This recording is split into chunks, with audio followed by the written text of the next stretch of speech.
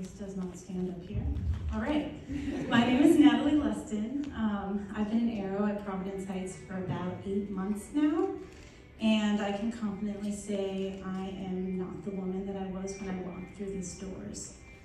I was born into brokenness. As a child, I was abused and neglected by my parents, and as a young adult, I was spiritually and sexually abused by my brother. I was in a pretty bad place before I walked in these doors. I was bound by fear. I had just met the Lord. He had saved me in a really dangerous circumstance, and I was led to my church, Hope Village, where I gave my life to Jesus.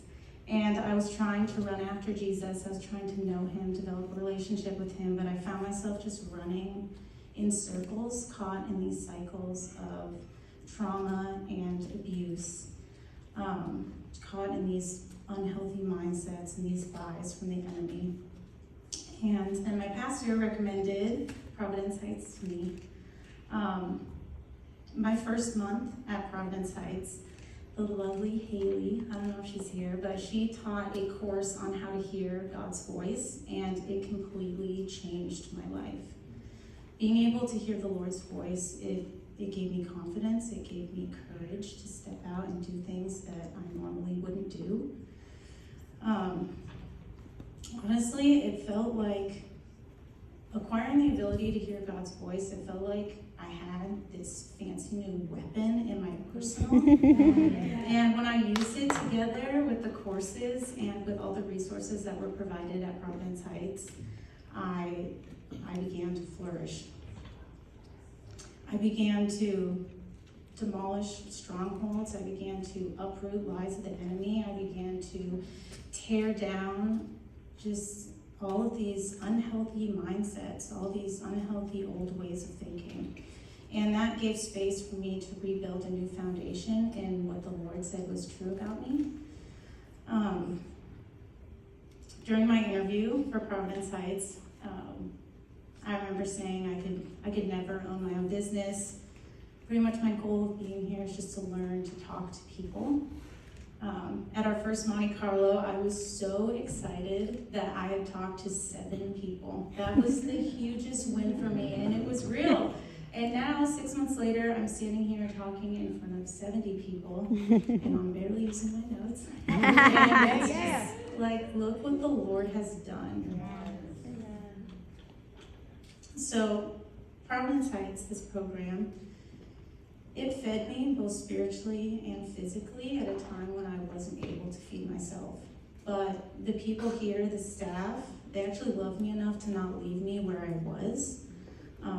They stretched me, they encouraged me, they challenged me, they provided me opportunities, and they continually pointed me towards Jesus. And now I'm able to feed myself. I know how to trust in my provider, and I know where to go to get the bread of life. Come on. And as a result, the Lord has actually prospered me in all areas of my life. I am building healthy relationships. I have healthy boundaries in my life. I've actually doubled my income. I'm getting out of debt. My credit score is up 143 points. I'm learning leadership skills. I'm walking in confidence now. So being at Providence Heights has allowed me the chance to dream and to actually catch a vision for the rest of my life. And it's given me the opportunity and the resources and the wisdom to know how to walk that out, how to walk that vision out, how to take it one step at a time. My passions, I'm discovering my passions here. My passions are living out the gospel and childcare. I love kids, and I wholeheartedly believe that if you train a child up in the way that they should go, when they're older, they won't depart from it. I'm living proof that seeds produce a harvest, and I know that if we sow good seeds into our children, when they get older, that they're going to be able to thrive and they're going to be fruitful. Yeah. So right now, currently, I work as a preschool teacher, but my dream is to have my own child care facility.